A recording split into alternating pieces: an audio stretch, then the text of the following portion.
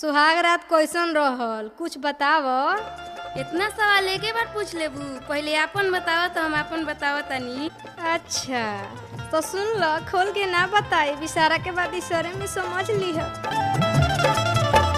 बीचे फील्ड में विकेट हला के हमसे बॉलिंग करौलस, जेने तेने बल्ला घुमौलस, हमके नाच नचौलस।